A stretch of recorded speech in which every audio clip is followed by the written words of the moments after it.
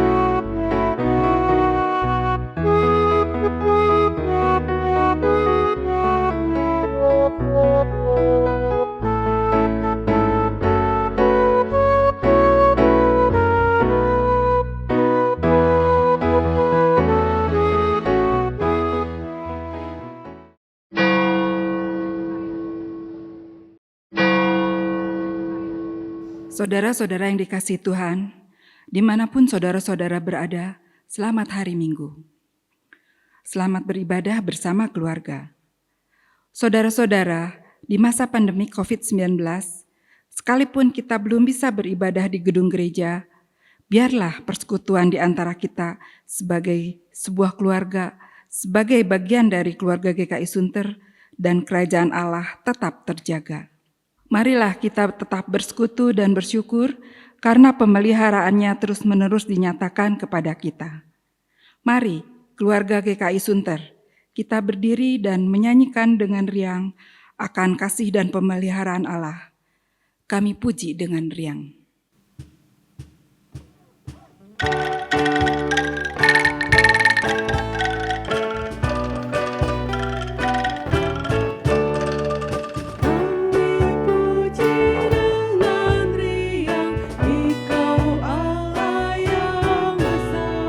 Bagai bunga terima siang, hati kami pun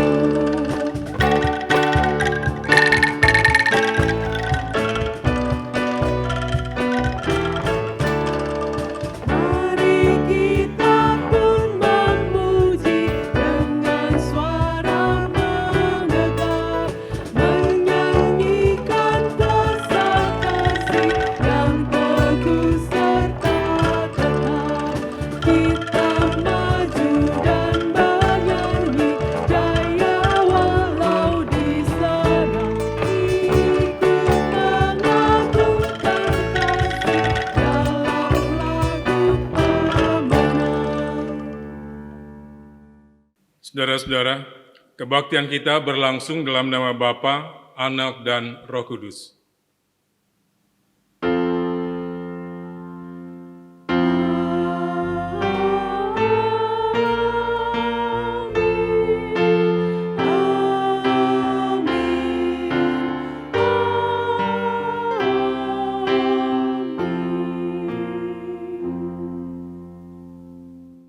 Tuhan beserta saudara-saudara. Dan beserta saudara juga. Saudara-saudara yang dikasihi Tuhan, memahami makna peraturan dan hukum, bahkan firman Allah, adalah hal penting dan perlu.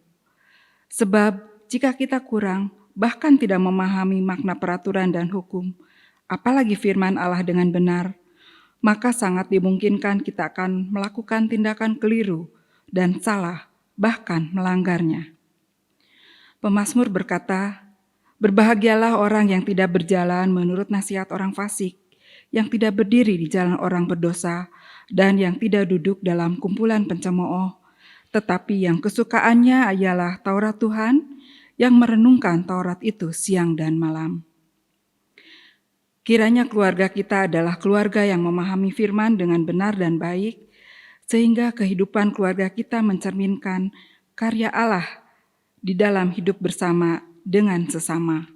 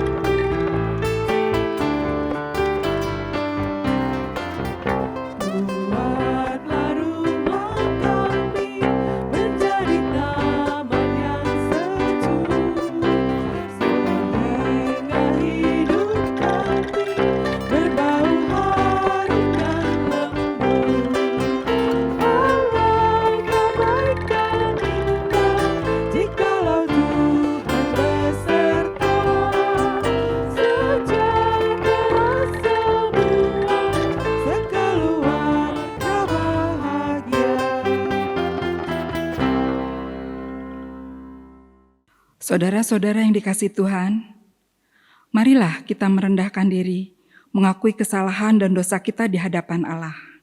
Ya Allah, Bapa yang Maha Kudus, pada saat ini kami datang ke hadirat-Mu. Kami sadar bahwa kami telah berdosa kepadamu. Sebagai keluarga Kristen, seringkali kami tidak mencerminkan keluarga Kristen yang melakukan kehendak-Mu. Bukan hanya karena kami tidak memahami firman-Mu, tetapi juga di dalam diri kami masing-masing senantiasa ada keinginan untuk melanggar firman-Mu. Kalaupun kami memahami firman-Mu, ada kecenderungan di dalam diri kami tidak mau melakukan firman dan kehendak-Mu itu. Sehingga kasih terhadap Engkau dan sesama anggota keluarga atau sesama di sekitar kami menjadi sirna, bahkan tidak ada. Kami menjadi anggota keluarga yang egoistis dan individualistis. Tidak ada saling memberi teladan yang benar dan baik. Tidak ada damai dalam keluarga kami. Ampuni kami ya Allah. Pada saat ini kami memohon, kiranya Engkau mengubahkan kami dan membaharui kami dengan kuasa Roh Kudus. Sehingga ketika kami membaca firman-Mu, kami mengerti dan memahaminya dengan benar, untuk kami melakukannya di dalam kehidupan kami sehari-hari, di dalam keluarga kami, dan sebagai keluarga Kristen yang berkenan kepadamu. Di dalam nama Yesus, kami mengaku dan menyesal, serta memohon pengampunan-Mu. Amin.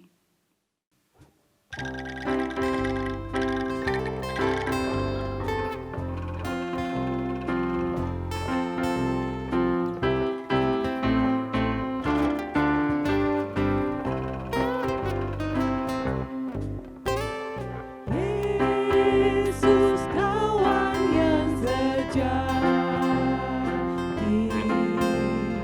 bagi kita yang lemah, tiap hal boleh dibawa dalam doa padanya. Oh, betapa kita susah dan percuma berlelah bila kurang pasrah diri dalam doa padanya. Jika oleh pencobaan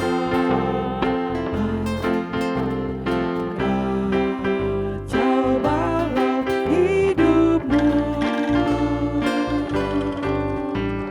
jangan kau berputus asa, pada Tuhan berseru. Yesus kawannya setia, tidak ada taranya. Dia tahu kelemahanku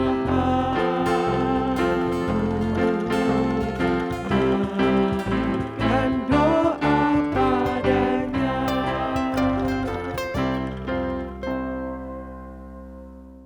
Bagi yang mengakui dosanya dengan kerendah hatian dan jujur, dengarkanlah firman Allah menurut Mazmur 119 ayat 75-77. Aku tahu ya Tuhan, bahwa hukum-hukum-Mu adil dan bahwa Engkau telah menindas aku dalam kesetiaan. Biarlah kiranya kasih setia-Mu menjadi penghiburanku, sesuai dengan janji yang Kau ucapkan kepada hamba-Mu.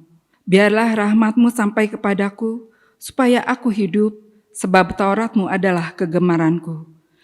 Demikianlah berita anugerah dari Tuhan. Syukur kepada Allah.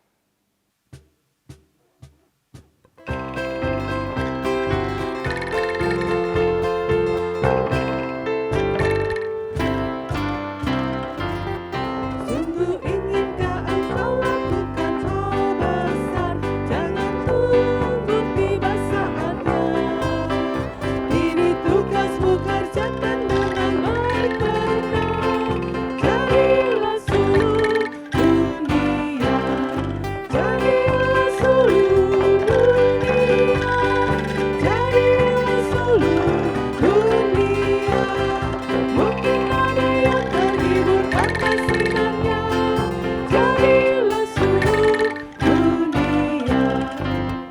Kau pun dapat mengingatkan awan yang gelap bagi hati susah dan resah. Kan dirasakannya penghiburan yang sedap. Jadilah suluh dunia, jadilah suluh dunia, jadilah suluh dunia.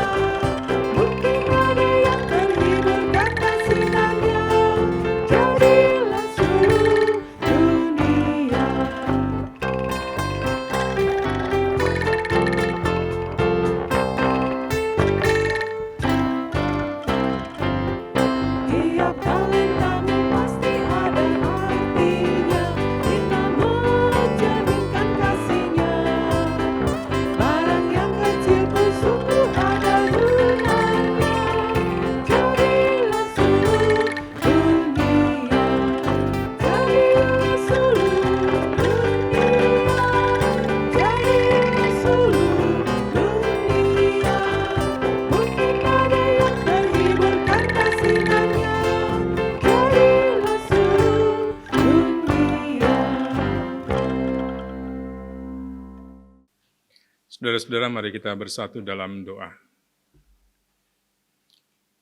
Ya Allah, Bapa yang bertahta dalam kerajaan surga yang kudus, pada saat ini kami bersama-sama merendahkan diri sambil membuka hati dan pikiran kami ketika kami membaca dan merenungkan firman-Mu. Kiranya kuasa Roh-Mu yang kudus menaungi setiap kami, sehingga ketika kami mendengar dan merenungkan firman-Mu, kami sungguh mengerti dengan segala keterbatasan akal pikir kami, tetapi kami dimampukan dengan kuasa pimpinan Roh Kudus untuk melakukannya di dalam kehidupan kami. Di dalam nama Tuhan Yesus, kami berdoa. Amin.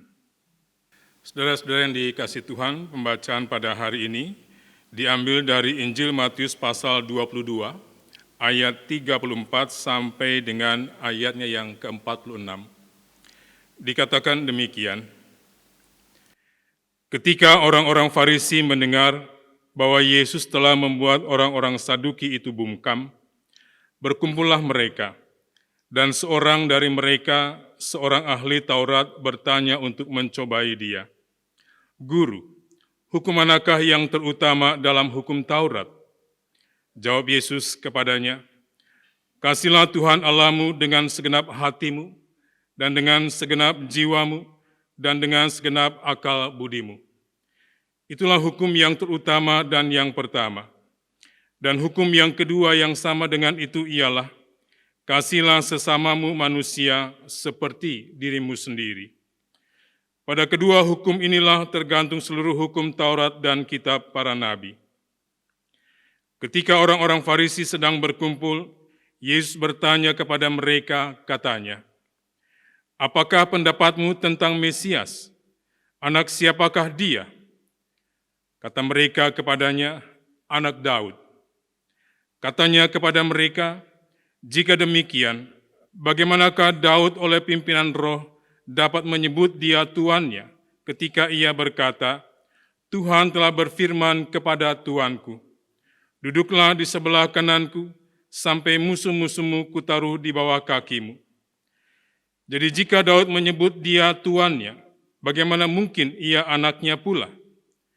Tidak ada seorang pun yang dapat menjawabnya, dan sejak hari itu tidak ada seorang pun juga yang berani menanyakan sesuatu kepadanya. Demikianlah firman Tuhan, dan yang berbahagialah setiap kita yang mendengarkan dan yang memeliharanya. Haleluya.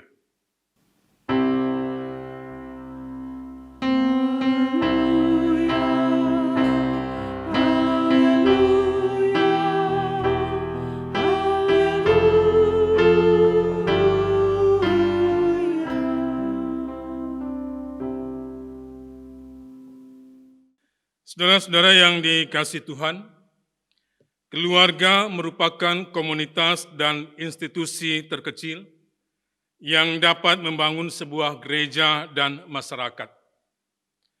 Di dalam kekecilannya pada zaman sekarang ini, hambatan dan tantangannya ternyata tidak kecil dan tidak sedikit. Sebaliknya, semakin besar dan semakin banyak. Ketika kasus perceraian terjadi, maka hal itu tidak hanya sekedar berdampak pada putusnya relasi suami dan istri, yang membuat mereka masing-masing menjadi orang tua tunggal bagi anak-anaknya, tetapi juga merusak dan hilangnya figur ayah atau ibu di dalam kehidupan rumah tangga dan keluarga, bahkan figur suami atau istri dalam pernikahan yang berkenan kepada Allah dan bagi anak-anak mereka. Dan hal semacam ini tidak hanya terjadi di kota-kota besar dengan tingkat kesibukan dan persaingan gaya hidup yang semakin tinggi, tetapi juga terjadi di kota-kota kecil, bahkan di pedesaan.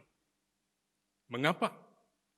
Karena dunia dengan segala kemajuan dan perkembangannya, di mana tidak setiap orang bisa mengantisipasinya, cenderung menciptakan pribadi-pribadi yang semakin individualistis dan mempunyai kecenderungan mencari kesenangan dan kebahagiaan hanya bagi dirinya sendiri. Sehingga tantangan keluarga Kristen tidak hanya bagaimana bergumul untuk menjaga keutuhan dan keintiman relasi setiap anggota keluarganya, tapi juga bagaimana bisa tetap menjaga nilai-nilai kebenaran Kristiani atau kebenaran firman Allah di tengah perubahan dan gaya hidup pada saat ini. Dan tidak sedikit orang yang terjebak ke dalam pandangan atau pemahaman relativisme misalnya, bahwa di dunia ini tidak ada yang mutlak, termasuk nilai kebenaran firman Allah itu sendiri. Ketika gaya hidup materialistik semakin menguasai setiap orang dan tidak bisa dikendalikan, maka secara perlahan ia akan menggeser fokus keluarga Kristen yang tadinya tertuju kepada Allah, berubah menjadi tertuju kepada materi. Fokusnya hanya pada berkat Allah tanpa bersyukur kepada Allah, sehingga menciptakan dan membentuk generasi penerus yang hanya mau menerima tetapi tidak mau memberi. Belum lagi pengaruh media sosial yang tidak hanya memberi dampak positif, tetapi juga memberikan dampak negatif. Sehingga menciptakan dan membentuk keluarga Kristen yang justru anti kekristenan. Tidak ada doa, tidak ada firman, baik secara hard copy ataupun secara soft copy. Tidak ada Allah di dalamnya. Dan pada zaman sekarang ini, tidak sedikit keluarga Kristen yang sedang meneruskan perjalanannya seperti seorang yang tersesat di jalan yang benar. Itu sebabnya bertanya dan berdialog atau mendiskusikan firman Allah dalam kehidupan keluarga Kristen menjadi penting dan perlu dilakukan.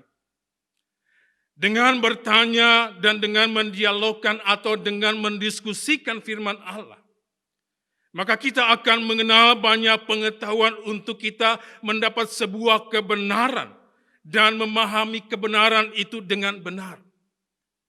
Sebab jika kita kurang bahkan tidak memahami dengan benar kebenaran yang ada, atau salah memahami makna firman Allah, maka kita akan mengalami kesulitan untuk memaknai kehidupan keluarga Kristen dengan perbuatan yang benar.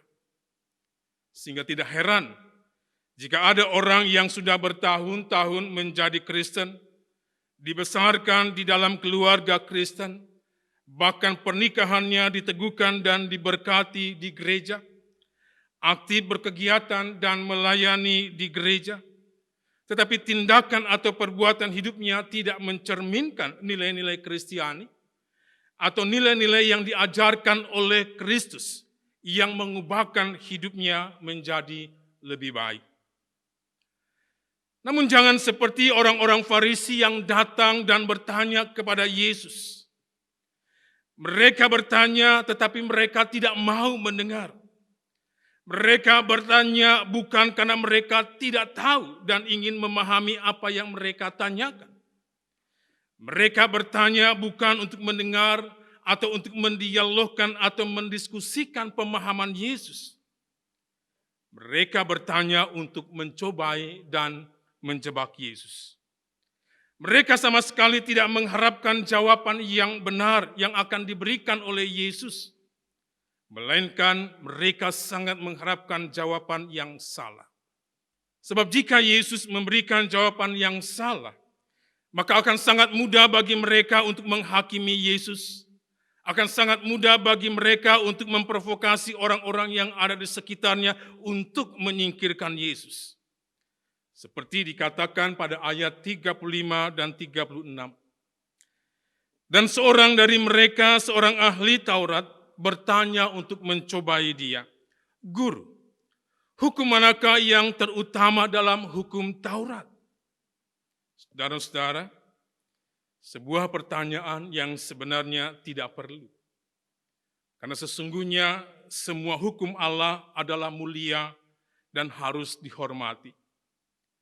Tetapi sekalipun yang ditanyakan oleh orang Farisi itu ingin mencobai Yesus, Yesus tetap memberikan jawaban dan maknanya yang benar. Hal yang pertama, kasihlah Tuhan Allahmu dengan segenap hatimu, dan dengan segenap jiwamu, dan dengan segenap akal budimu. Jika kita diperintahkan untuk mengasihi Allah dengan segenap hati, dengan segenap jiwa, dan dengan segenap akal budi, maka sebenarnya kita diperintahkan untuk mengasihi Allah secara total dan tulus. Kasih kita kepada Allah harus bersifat tunggal, tidak terbagi-bagi, hanya untuk Allah saja. Itu sebabnya di dalam bagian pertama 10 hukum Taurat dikatakan, jangan ada padamu Allah lain di hadapanku. Tetapi dalam kenyataannya, kasih kita kepada Allah itu terlampau lemah. Sehingga kita sangat mudah tergoda dan digeser oleh Allah lain di sekitar kita. Itu sebabnya kita harus mengerahkan segenap kekuatan hati, kita harus mengerahkan segenap kekuatan pikiran, kita harus mengerahkan segenap jiwa kita untuk membawa dan memberikan kasih kita itu hanya kepada Allah saja. Dan inilah hukum yang terutama dan yang pertama. Artinya, kepatuhan kita untuk mengasihi Allah dengan segenap hati, dengan segenap jiwa, dan dengan segenap akal budi menjadi sumber kepatuhan kita untuk menaati semua hukum lainnya. Sehingga di dalam keluarga yang mengasihi Allah akan senantiasa ada pembacaan dan perenungan firman Allah. Akan ada persekutuan di antara suami istri, persekutuan di antara orang tua dan anak-anak, bahkan di antara sesama saudara mereka. Karena tidak ada Allah lain di hadapan Allah dan di dalam keluarga kita. Hal yang kedua, kasihilah sesamamu manusia seperti dirimu sendiri. Karena kasih kita kepada Allah tidak terlihat, atau kasih kita kepada Allah tidak bisa dilihat, maka contoh atau bukti kasih kepada setiap orang di sekitar kita, baik orang yang baik maupun orang yang jahat, baik kawan maupun lawan bahkan musuh, menjadi hal yang penting dan perlu. Tetapi Yesus tidak memandang hukum yang kedua ini lebih rendah dari hukum yang terutama dan pertama. Bahkan dengan tegas Yesus mengatakan hukum yang kedua yang sama dengan itu, yaitu yang sama dengan hukum yang terutama dan yang pertama.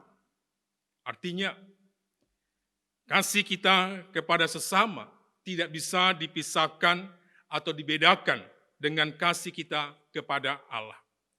Karena kasih itu utuh. Kasih itu tidak terbagi. Mengasihi manusia, mengasihi Allah. Mengasihi Allah, mengasihi manusia.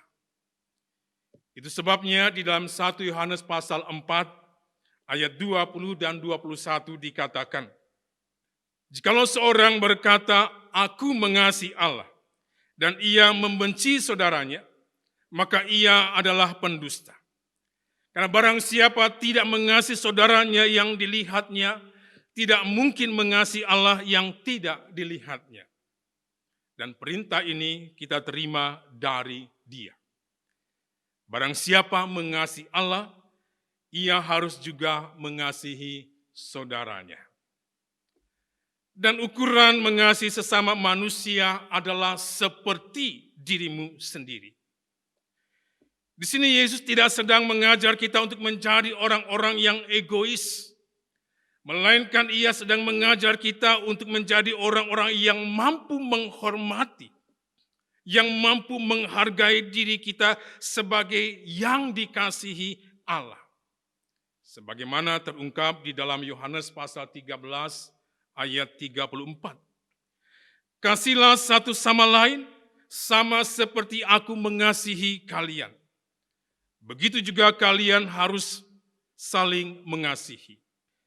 Seperti dirimu sendiri yang dikasihi Allah, maka kita dimampukan untuk mengasihi sesama kita, sama seperti kita mengasihi, sama seperti kita menghormati, sama seperti kita menghargai diri sendiri. Dan ini sesuai dengan apa yang sebelumnya diajarkan oleh Yesus di dalam serial khotbah di bukit. Segala sesuatu yang kamu kehendaki supaya orang perbuat kepadamu, perbuatlah demikian juga kepada mereka.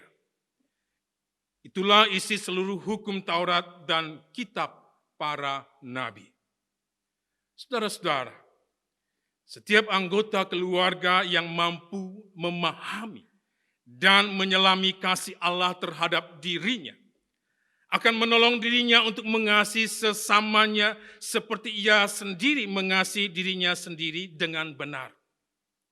Sehingga siapapun yang ada di dalamnya dimampukan untuk menciptakan dan membentuk keluarga Kristen yang rukun, yang menghadirkan damai sejahtera dan berkat Allah.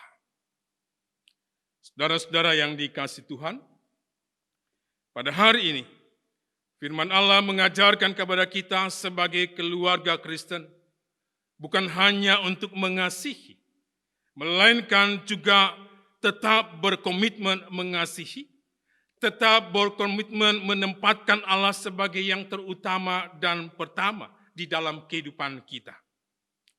Dengan demikian, kita sedang membangun hubungan secara vertikal dengan Allah yang berefek atau berdampak pada hubungan secara horizontal dengan sesama di antara sesama anggota keluarga yang saling mengasihi dan saling memahami satu sama lain. Dengan memahami firman-Nya atau hukumnya atau perintahnya, kita seperti seorang yang membangun rumah di atas batu yang kokoh dan seperti ranting yang melekat pada pokok anggur. Sehingga keluarga tidak akan dihancurkan, keluarga tidak akan mati di tengah badai yang paling dahsyat sekalipun. Sehingga keluarga tidak akan hancur dan tidak akan mati di tengah badai sekalipun. Melainkan tetap berdiri dengan teguh, bahkan bertumbuh dengan baik di dalam kebenaran firman Allah dan menghasilkan buah yang baik. Menjadi berkat bagi sesama di sekitarnya dengan segala kerendah hatiannya. Yesus berkata, "Akulah pokok anggur dan kamulah ranting-rantingnya. Barang siapa tinggal dalam aku dan aku di dalam dia, ia berbuah banyak. Sebab di luar aku, kamu tidak dapat berbuat apa-apa." Saudara-saudara, keluarga yang mengakar dan memahami serta menerapkan firman Allah di dalam kehidupan keluarganya akan menolong keluarga kita menghadapi dan menjalani tantangan yang ada pada zaman sekarang ini. Allah ingin kita menjadi keluarga yang berbahagia. Selamat menjadi keluarga yang memahami firman Allah. Kiranya Allah menolong kita semua. Amin.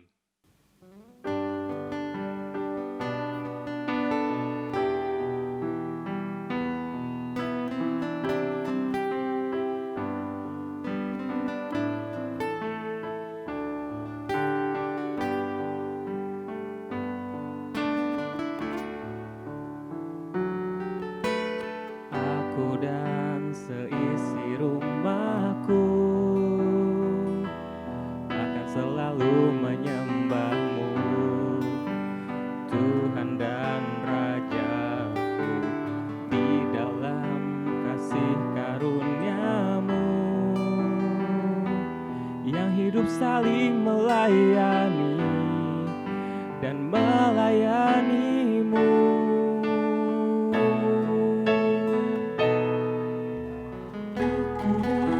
Seisi rumahku akan selalu menyembah-Mu, Tuhan dan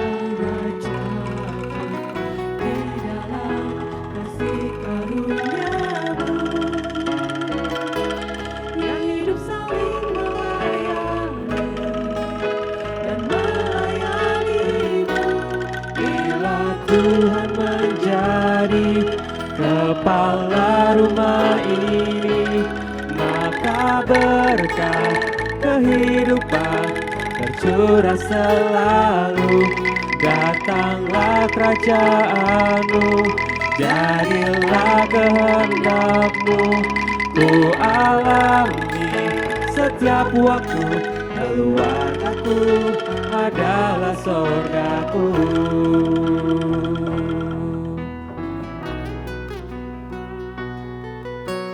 Aku dan seisi rumahku akan selalu menyembah Tuhan dan Raja-Ku di dalam kasih karunia-Mu yang hidup saling melayani dan melayani-Mu. Bila Tuhan menjadi kepala rumah ini, maka berkah kehidupan tercurah selalu. Datanglah kerajaan-Mu, jadilah kehendak-Mu, ku alami setiap waktu. Keluargaku adalah sorgaku.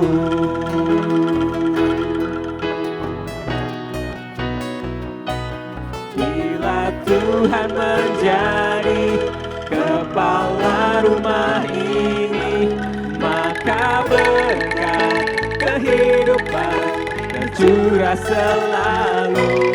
Datanglah kerajaan-Mu, jadilah kehendak-Mu, ku alami setiap waktu. Keluargaku adalah sorgaku.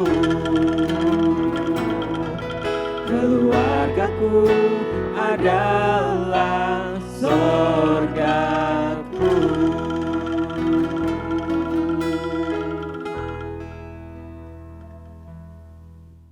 Marilah kita bersama dengan umat Allah di masa lalu, masa kini, dan masa depan mengingat pengakuan pada baptisan kita menurut pengakuan iman rasuli.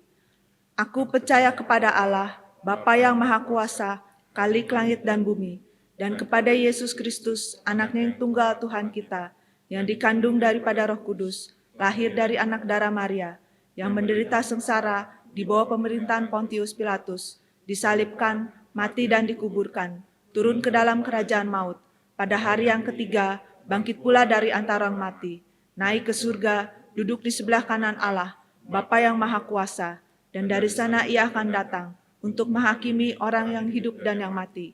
Aku percaya kepada Roh Kudus, gereja yang kudus dan am, persekutuan orang kudus, pengampunan dosa, kebangkitan orang mati, dan hidup yang kekal. Amin. Saudara-saudara, mari kita bersatu dalam syafaat.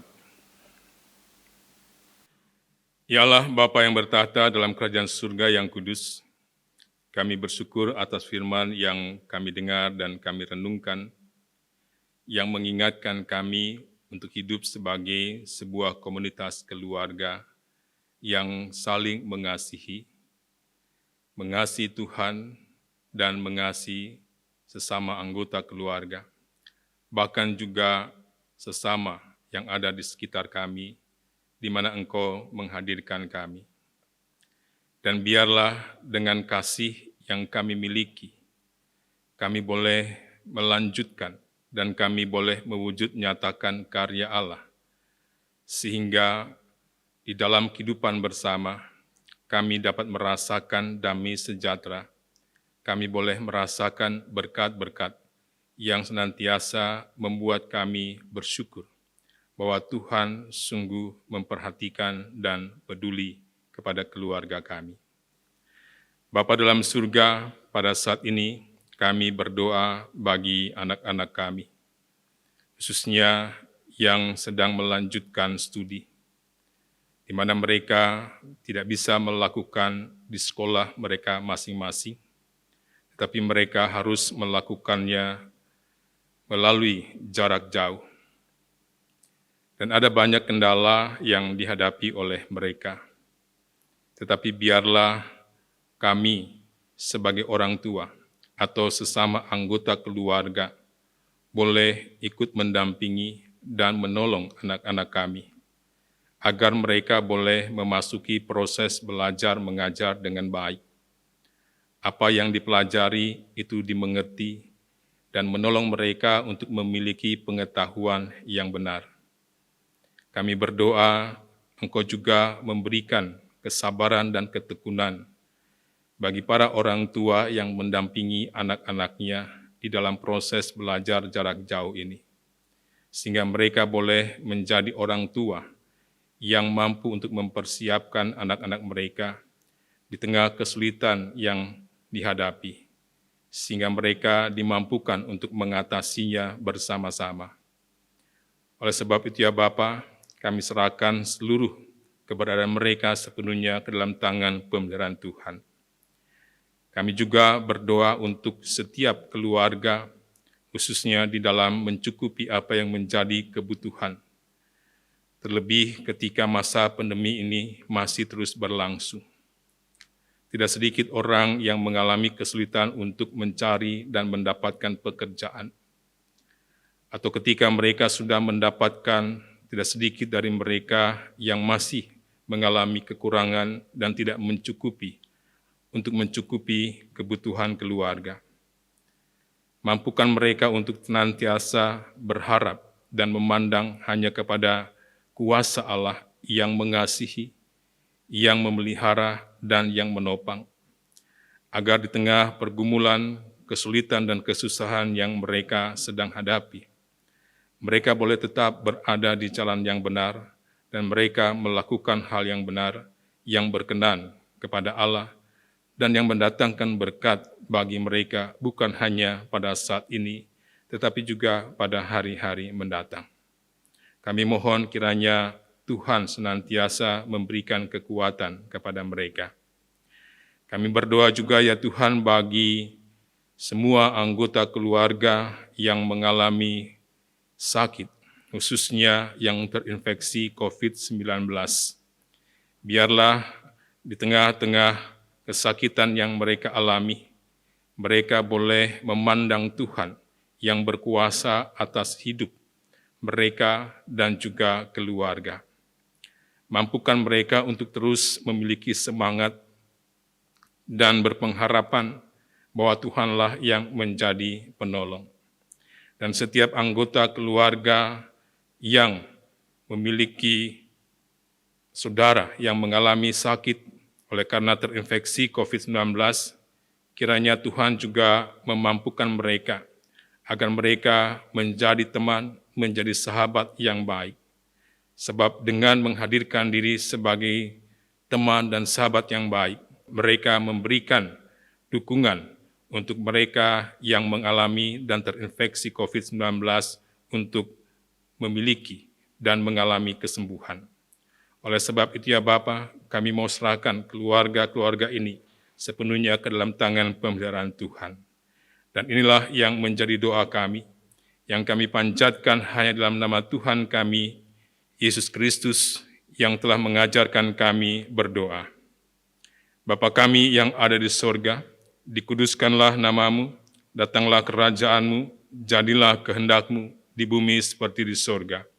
Berikanlah kami pada hari ini makanan kami yang secukupnya, dan ampunilah kami akan kesalahan kami, seperti kami juga mengampuni orang yang bersalah kepada kami. Dan janganlah membawa kami ke dalam pencobaan, tetapi lepaskanlah kami daripada yang jahat. Karena Engkaulah yang empunya kerajaan dan kuasa dan kemuliaan sampai selama-lamanya. Amin.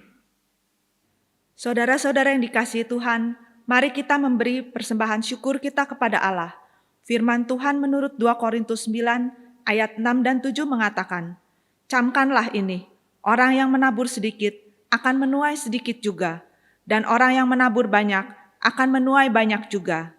Hendaklah masing-masing memberikan menurut kerelaan hatinya, jangan dengan sedih hati atau karena paksaan, sebab Allah mengasihi orang yang memberi dengan sukacita."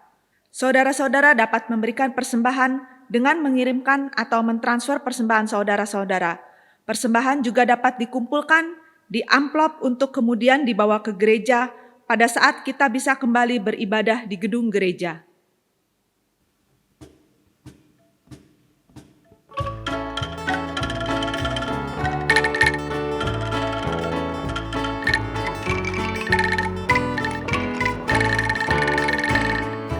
Tabur waktu pagi, tabur benih kasih, tabur waktu siang, terus sampai senja.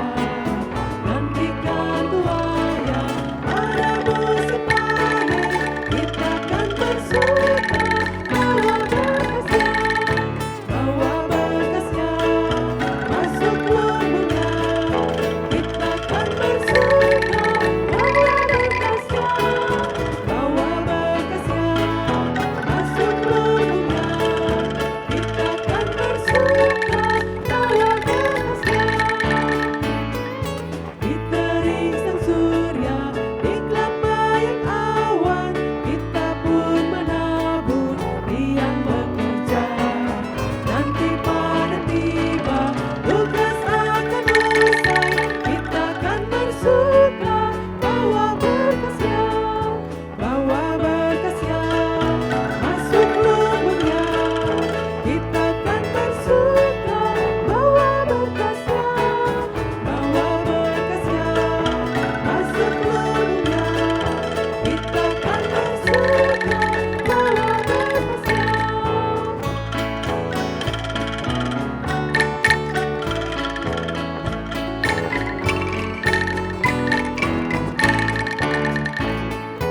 Maju walau suka, tabur bagi Tuhan, biar jiwa raga susah dan lelah. Sampai akhir nanti kita disebutkan, kita akan bersuka bawa berkasnya, masuk lumbungnya. Kita akan bersuka bawa berkasnya, masuk lumbungnya. Kita akan bersuka bawa berkasnya. Saudara-saudara yang dikasihi Tuhan, mari kita berdoa. Ya Allah Bapa di sorga, di tengah situasi dan kondisi seperti sekarang, sebagai orang yang percaya kepada pemeliharaanmu, pada saat ini kami mau bersyukur. Engkau telah mencukupkan kebutuhan hidup kami melalui segala hal yang sudah dan tetap kami mau lakukan dengan benar dan berkenan kepadamu. Terimalah persembahan syukur yang kami kumpulkan dan kami serahkan dengan sukarela, jujur dan rendah hati. Terpujilah Engkau Allah, sumber hidup kami. Di dalam nama Tuhan Yesus. Amin. Saudara-saudara yang dikasihi Tuhan, keluarga Kristen yang percaya kepada Allah di dalam Yesus Kristus dan yang hidupnya dipimpin oleh Roh Kudus, seharusnya selalu mempunyai kerinduan untuk membaca Alkitab dan merenungkan firman Allah, agar hidup keluarganya dimampukan untuk mewujudkan karya Allah, baik di dalam keluarga maupun gereja dan masyarakat, bahkan dimanapun kita dihadirkan.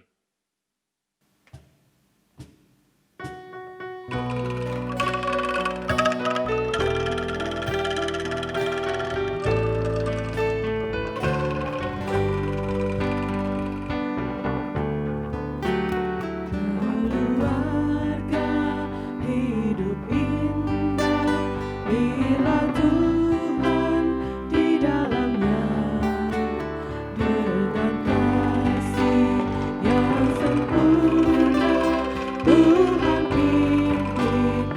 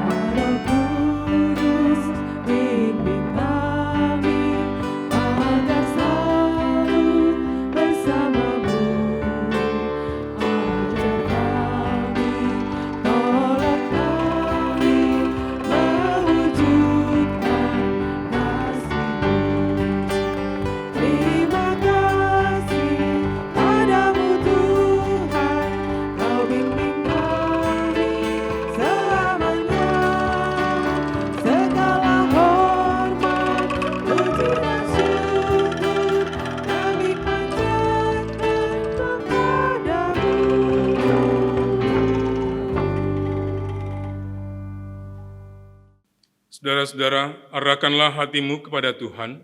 Kami mengarahkan hati kami pada Tuhan. Jadilah saksi Kristus, Syukur pada Allah, terpujilah Tuhan, kini dan selamanya. dan terimalah berkat Allah. Tuhan memberkati engkau dan melindungi engkau. Tuhan menyinari engkau dengan wajah-Nya dan memberi engkau kasih karunia. Tuhan menghadapkan wajah-Nya kepadamu dan memberi engkau damai sejahtera. Amin.